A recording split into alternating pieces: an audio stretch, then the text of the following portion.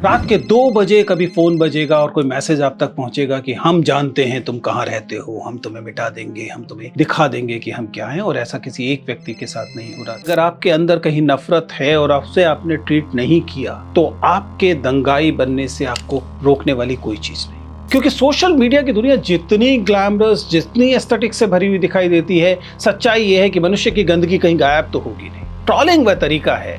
मैंने ये कमेंट दिया और नीचे 15 लाइक आ गए। वाह वाह वाह। आप जैसे नफरत वाले लोग एक भीड़ बन गए। हर ट्रोलिंग मिसोजिनिस्ट होती है। कई बार आपको अपनी ताकत या आप जैसे होता है मर्दानगी दिखाने के लिए आपको ट्रोल बनना पड़ता है। आप किसी पुलिस वाले को जाकर ये बताइए कि मेरी ट्रोलिंग हो रही है, प्लीज मुझे बचाइए। वो शायद आप पर हंसेगा और उसकी हंसी में आपको ट्रोल करना शामिल होगा। नमस्ते दोस्तों, प्लीज सिट डाउन में आपका स्वागत है।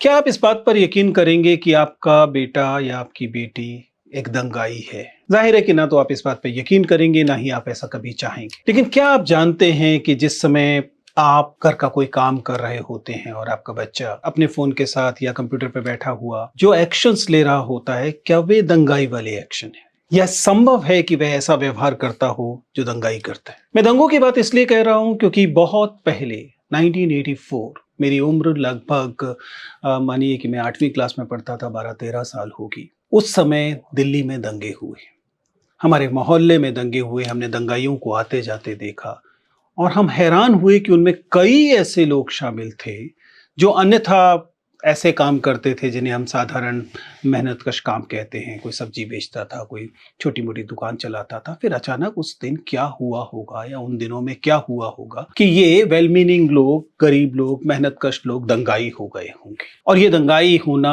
हमने बार बार दंगों में देखा, एक के बाद एक दंगों में देखा कि दंगे करने वाले लोग कहीं बाहर से नहीं आते, वो इसी समाज से होते हैं। हाल में ये स्थिति और बदल गई है क्योंकि अब ये दंगे इंटरनेट पर होने लगे हैं। ये दंगाई अब इंटरनेट पर पहुंच गए हैं और आजकल ट्रोल कहलाते हैं। रात के 2 बजे कभी फोन बजेगा और कोई मैसेज आप तक पहुंचेगा कि हम जानते हैं तुम कहाँ रहते हो, हम तुम्हें मिटा देंगे, हम तुम्हें दिखा देंगे कि हम क्या हैं। और ऐसा किसी एक व्यक्ति के साथ नहीं हो रहा, सिर्फ एक ऐसा एक्टर या क्रिएटर नहीं है जिसके साथ हो रहा है, बहुत सारे लोगों के साथ ऐसा हो रहा है। हमने ऐसे लोगों के साथ ऐसा होता हुआ देखा जो कि सपोजिटली सत्ता वाले लोग थे। हमने विनेश फोगाट के साथ ऐसा होते देखा, हमने स्मृति ईरानी के साथ होते हुए देखा, हाल फिलहाल में हमने प्रियंका भारती के साथ ऐसे होते हुए देखा। जरा सोच कर देखिए कि दंगाई कहां से आते हैं, या ट्रोलिंग क्या वास्तव में दंगाई होना ही है? क्या मानसिक अवस्था है, क्या मनोवैज्ञानिक स्थितियां हैं जो व्यक्ति को दंगाई में बदल देती हैं, ट्रोल में बदल देती है? अलग अलग तरह की ट्रोलिंग चारों तरफ दिखाई देती है। आपको पॉलिटिकल ट्रोलिंग तो फिर भी चर्चा होती है। कई बार आपको ये ट्रोलिंग जो है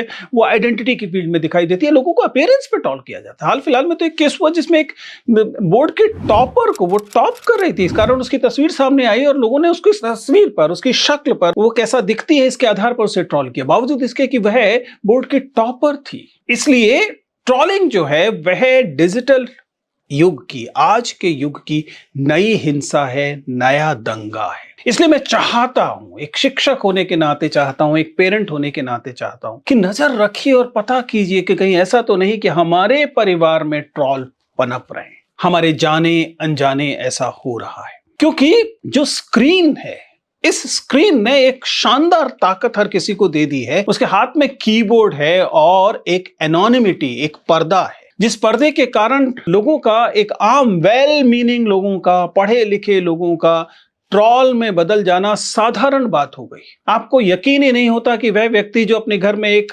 पिता है, एक प्रेम करने वाला पिता है, अपनी पत्नी का ध्यान रखने वाला, अपने पेरेंट्स के ध्यान रखने वाला व्यक्ति है, वह कैसे हाथ में मोबाइल फोन आते ही ट्रोल करने लगता है।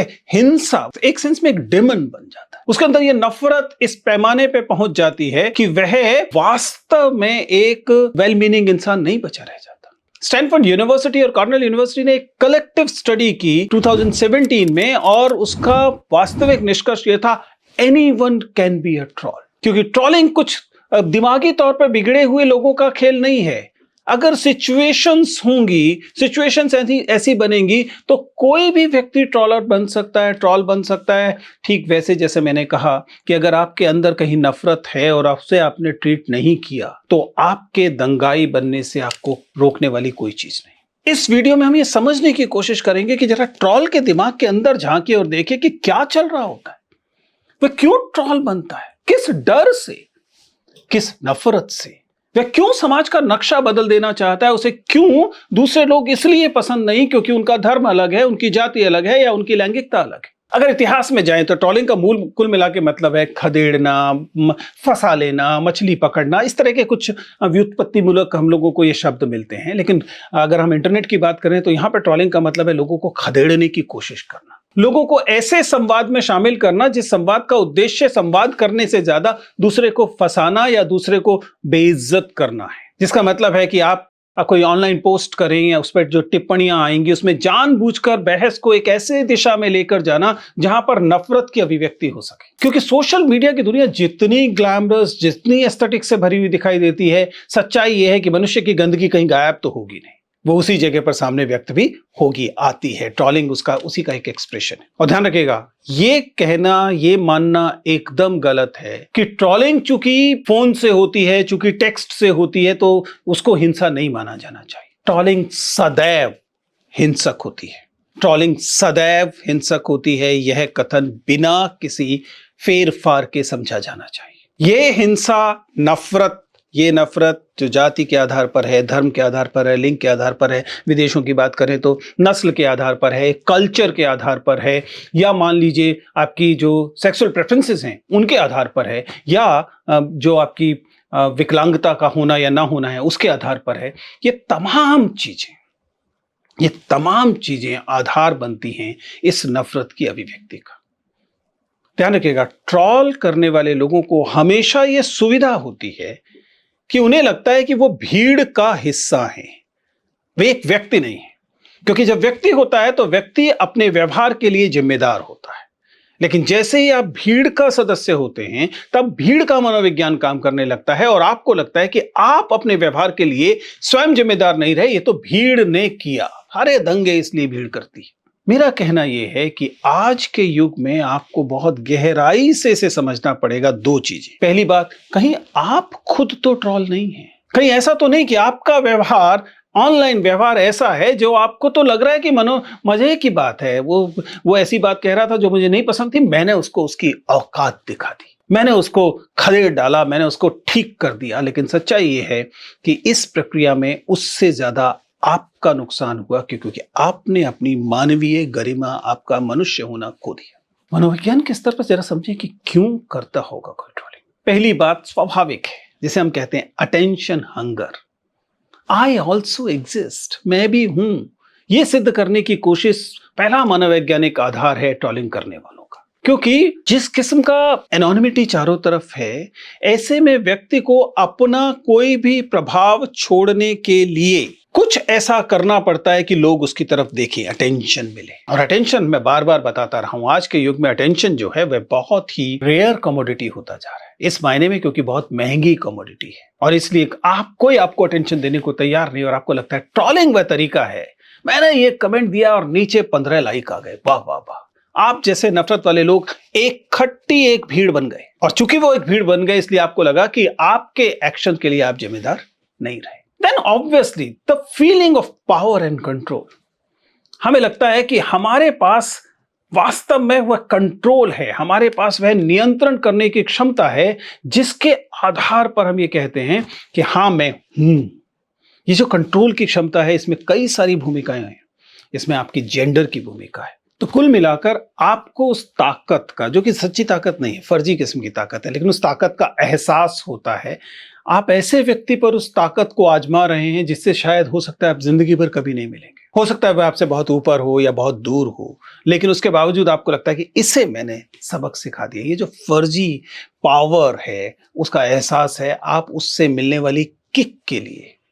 ये वो वाली वायलेंस है जिस वायलेंस के लिए आप कभी स्कूल में बुली होते थे या करते थे। ये वही फर्जी ताकत का एहसास है। Then obviously attention seeking behaviour, तो जैसा हमने कहा कि वो है ही, आप दूसरों का ध्यान चाहते हैं, आपको इमीडिएट मिलने वाले रिएक्शन से किक मिलती है, इस वजह से आप भड़काऊ किस्म की बातें करते हैं। अतीत में भी जिस समय इंटरनेट नहीं होता था उस समय भी बाकायदा ऐसी पद्धतियां थी। अगर आप जानते हैं कि पश्चिम में जब हम दर्शन शास्त्र को पढ़ते हैं तो उसमें पॉलेमिक्स की बात होती है।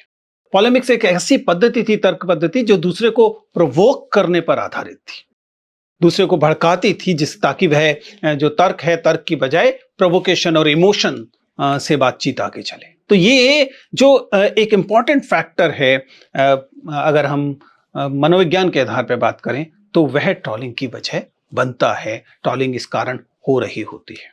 ध्यान रखिएगा, मैंने बार बार बताया, पहली बात, ट्रोलिंग सदैव हिंसा है। There can be no other definition of it. इसलिए कभी आप ये इस गलतफहमी में ना रहें कि केवल 4 शब्द ही तो बोले। अगर आपने ट्रोलिंग की है या आपके खिलाफ ट्रोलिंग हो रही है, दोनों ही स्थिति में हिंसा हो रही है। और यह हिंसा भी, ध्यान रखिएगा, जेंडर्ड हिंसा है। बहुत पहले जब कभी भारत में बड़े पैमाने पर रैगिंग होती थी और मामला सुप्रीम कोर्ट गया, तो सुप्रीम कोर्ट में जब ये तर्क दिया गया कि रैगिंग को क्यों बंद करना चाहिए, तो बताया गया, लोगों ने उस समय कहा कि नहीं नहीं, रैगिंग में क्या बुराई है, इट्स अ लाइट वेंटर, लोगों को हंसाना मजाक करना, इसमें क्या बुराई है। तब बताया गया कि नहीं, हर रैगिंग बुलिंग है, हर रैगिंग हिंसा है और हर रैगिंग सेक्सुअल होती है। ठीक उसी तरीके से हर ट्रोलिंग मिसोजिनिस्ट होती है। बड़ी रोचक बात है कि भले ही दोनों पार्टिसिपेंट्स में, ट्रोल करने वाले और ट्रोल होने वाले दोनों पार्टिसिपेंट में कोई स्त्री न भी हो, तब भी आप पाएंगे कि ट्रोलिंग का चरित्र स्त्री विरोधी होता है।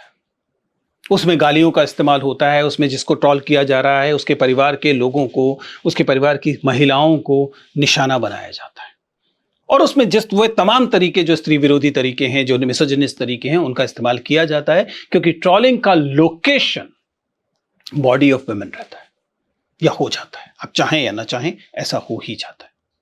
हालांकि ना चाहें कहना भी एक तरह का बिना मतलब का ये तरीका है कि हम आपको छुट्टा छोड़ रहे हैं।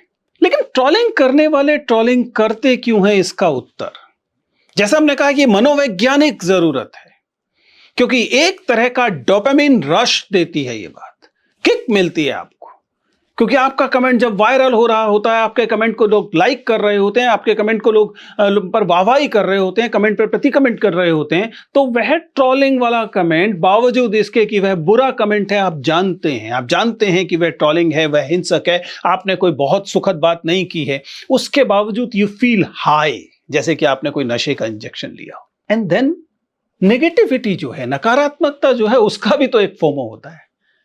वो इतना बुरा बोल सकता है, मैं क्यों नहीं बोल सकता, लाओ मैं दिखाता हूं। ये वही वजह है जिस वजह से दिल्ली और आसपास के इलाकों में, गलियों में बच्चे गालियां सीखते हैं। अरे वो गाली दे सकता है, तुम गाली नहीं दे सकते हो, और ये आपकी एक अक्षमता बन जाती है, ये आपकी एक कमी बन जाती है, और आपको इस कमी से दूर होने के लिए गाली बोलना, गाली सीखना, गाली देना सीखना पड़ता है।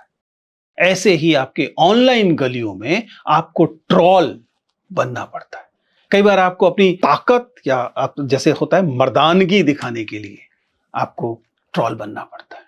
इसलिए ट्रोलिंग, ध्यान रखिएगा, एसेंशियली एक तरह की मिसोजिनिस्ट बिहेवियर है, पेट्रियार्कल बिहेवियर है। जैसा मैंने कहा कि भीड़ में आप खो जाते हैं, और ये भीड़ किन की है? ये पुरुषों की भीड़ है जो दंगे में शामिल है। इसका अर्थ ये कतई नहीं है कि स्त्रियां ट्रोल नहीं कर सकती, स्त्रियां ट्रोलिंग में शामिल नहीं हो सकती, लेकिन स्त्रियों के ट्रोलिंग में शामिल होने में भी आमतौर पर यह व्यवहार पेट्रियार्कल और मिसोजिनिस्ट ही होता है, क्योंकि कौन कहता है कि स्त्रियां मिसोजिनिस्ट नहीं हो सकती? स्त्रियां भी मिसोजिनिस्ट हो सकती है, लेकिन व्यवहार अपने आप में, प्रकृति अपने आप में स्त्री विरोधी प्रकृति होती है। क्या यह जो साइबर वायलेंस है, ये जो एक साइबर किस्म की हिंसा है, यह हिंसा किसी अन्य लेंस से भी देखी जा सकती है क्या? क्या डिजिटल दुनिया में जो साइबर वायलेंस होती है वह इसलिए ज्यादा खतरनाक हो गई है कि इसमें स्त्रियों को निशाना पर रखा जाता है? स्वाभाविक है कि ऐसा है, और आपको ऐसे कई सारे कारण अतीत से आज तक दिखाई देंगे। मैंने तो ऐसे लोगों के नाम गिनाए आपको, और ये सिर्फ एक पक्ष के लोग नहीं हैं। भाजपाई स्त्रियों को भी ट्रोल किया जाता है, भाजपाई पुरुषों, गैर भाजपाई स्त्रियों को भी ट्रोल किया जाता है। आपने ऐसे लोगों को ट्रोल होते हुए देखा जिनके पास सत्ता है, कई बार तो इसलिए उन्हें ट्रोल किया जाता है क्योंकि उनके पास सत्ता है।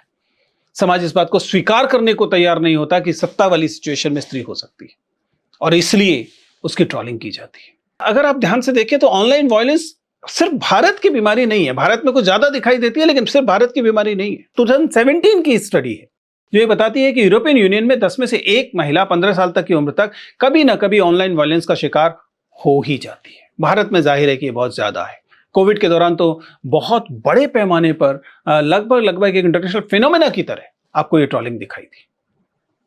देखिए, मेरी चिंता केवल यह नहीं है कि समाज में ट्रोलिंग है और वो कम होनी चाहिए। मेरी चिंता यह है कि हमारे आपके बच्चे और कई बार हम खुद इसमें उस समुदाय में शामिल हैं जो समुदाय यह हिंसा कर रहा होता है, और बहुत बार we don't even realise this. हमारे बच्चे दंगाई बने और हमें इससे फर्क न पड़े, ये बहुत परेशानी की बात है। आपके बच्चे ट्रोलिंग कर रहे हैं तो ठीक वैसे ही है जैसे वो हथियार लेकर किसी दंगे में शामिल होने के लिए निकले। सच्चाई ये है, जैसा मैंने कहा, कि चूंकि दंगे भी पेट्रियार्कल होते हैं, दंगे भी मिसोजिनिस्ट होते हैं, उसी तरीके से ये तमाम ट्रोलिंग भी मिसोजिनिस्ट होती है, पेट्रियार्कल होती है, इसमें कोई संदेह नहीं। क्या तरीका है, क्या किया जाए? क्या एक ऐसी चीज जो भीड़ के स्तर पर की जा रही है उसे एक व्यक्ति के स्तर पर रोका जा सकता है?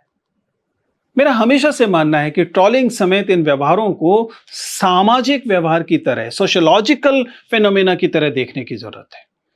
आप इन्हें व्यक्ति के स्तर पर एसेंशियली नहीं रोक पाएंगे, लेकिन कलेक्टिवली ऐसा कर सकते हैं। और हम देखते हैं अतीत में हुआ, फ्रांस का उदाहरण लेंगे। फ्रांस में स्टॉप फिशा नाम के हैशटैग स्टॉप फिशा एक पूरा का पूरा आंदोलन की तरह खड़ा हुआ, जिसका मतलब ये था कि लोगों को इस बात के लिए राजी किया जाए, लोगों को इस बात के लिए समझाया जाए कि वे ऑनलाइन अपने व्यवहार को संयत रखें, अहिंसक रखें, सोबर रखें, स्त्रियों को निशाना न बनाएं।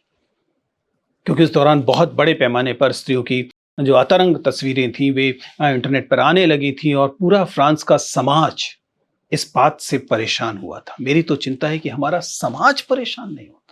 मेरी चिंता है कि आप और हम परेशान नहीं होते कि हमारे देखते देखते पत्रकारों को, शिक्षकों को, स्त्रियों को, पुरुषों को, राजनीतिज्ञ लोगों को, आम जनता को बहुत बड़े पैमाने पर हिंसक भाषा का सामना करना पड़ता है और सारी जनता, बाकी समाज इसे सामान्य मानता है, वो इसे नॉर्मल की तरह ट्रीट करता है। It is not normal, trust मी।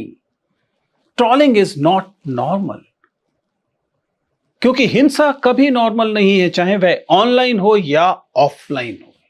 और ये एक महत्वपूर्ण बात है कि हमें सामुदायिक तौर पर, सामूहिक तौर पर इसे एक्सेप्ट करना पड़ेगा कि हमारा समाज इस किस्म की हिंसा से, क्योंकि दिक्कत यह है कि हमारे समाज में कई बार इस हिंसा को सेलिब्रेट किया जाता है। हमारे समाज में इस दूसरे व्यक्ति को खदेड़ देने को, दूसरे व्यक्ति को परेशान कर देने को एक उपलब्धि की तरह भी दिखाया जाता है, बशर्ते आप उस हिंसा में, उस नफरत में शामिल हों। और आपको लगता है कि वाह, देखिए आजकल के बच्चे अब इन लोगों को, इस समुदाय को, इस समूह को सबक सिखा रहे हैं। But then everybody will ask, why not just the law? कानून से क्यों नहीं रोक सकते? वैसे तो कानून से हम सिर्फ इसलिए भी नहीं रोक सकते कि कानून से हम दंगे नहीं रोक पाते, कानून से हम नफरत को नहीं रोक पाते। पर आईटी एक्ट 2000 में बाकायदा सेक्शन 66A, जो कि पहले ऑनलाइन अब्यूज के लिए था, उसी को थोड़ा सा एक्सपेंड किया गया है, और सेक्शन 67 भी है, 69A भी है। आईपीसी के कई सारी धाराएं रही हैं, साइबर स्टॉकिंग के खिलाफ धारा रही है। सामान्यतः जो पुराना आईपीसी था उसका 49 एंड 500 जो कि डेफेमेशन के खिलाफ था। इसी तरीके से महिलाओं के खिलाफ एक्शन के लिए भी तमाम कानून मौजूद हैं। लेकिन प्रॉब्लम यह है कि इन लॉज का होना, लॉज एनफोर्समेंट की जो जिम्मेदारी है वो राज्य पर छोड़ता है, और राज्य के पास और दूसरे बहुत सारे काम है। राज्य सोचता है क्या छोटी मोटी लड़ाई के लिए हम देखेंगे। आप किसी पुलिस वाले को जाकर ये बताइए कि मेरी ट्रोलिंग हो रही है, प्लीज मुझे बचाइए, वो शायद आप पर हंसेगा और उसकी हंसी में आपको ट्रोल करना शामिल होगा, या ये बात शामिल होगी तुमने ऐसा क्या कर दिया जो कि वो तुम्हारे खिलाफ है। इट डजंट मैटर कि आपने क्या बोला, इट डजंट मैटर कि आपकी ओपिनियन क्या है, कुछ भी हो, you don't deserve to be trolled, nobody deserve to be trolled, and that we must understand. Finally मेरा आग्रह फिर से वही है, एक पेरेंट वाला आग्रह, एक टीचर वाला आग्रह। प्लीज इस मनोविज्ञान को समझिए। आज आपको लगता है कि ये 4 गालियां देना है, आज आपको लगता है कि ये 4 शब्दों को बोल देना है, लेकिन ये दंगाई बनने की शुरुआत है। हम अपने बच्चों को दंगाई नहीं बनने दे सकते। अगर हमें इससे फर्क नहीं पड़ता है तो हम पेरेंट होने की, टीचर होने की अपनी भूमिका अदा नहीं कर पा रहे हैं। ट्रोल्स को अटेंशन चाहिए, क्योंकि शायद उन्हें जब अटेंशन मिलनी चाहिए थी किसी ने अटेंशन नहीं थी।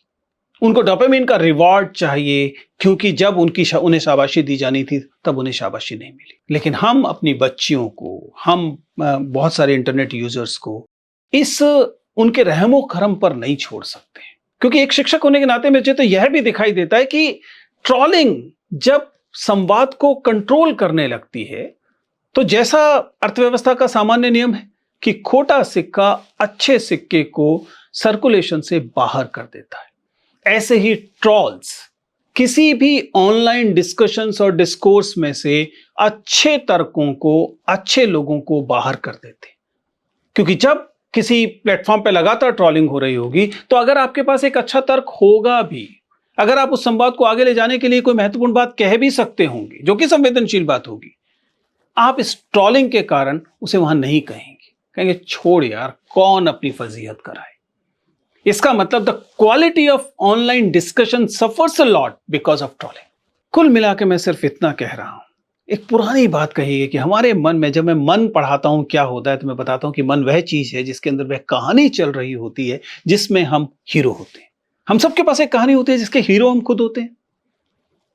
जरा सोच के देखिए कि क्या यह हीरो किसी और की कहानी का विलेन होना चाहिए। आप अपनी कहानी के हीरो हैं, किसी और की कहानी के विलेन मत बने।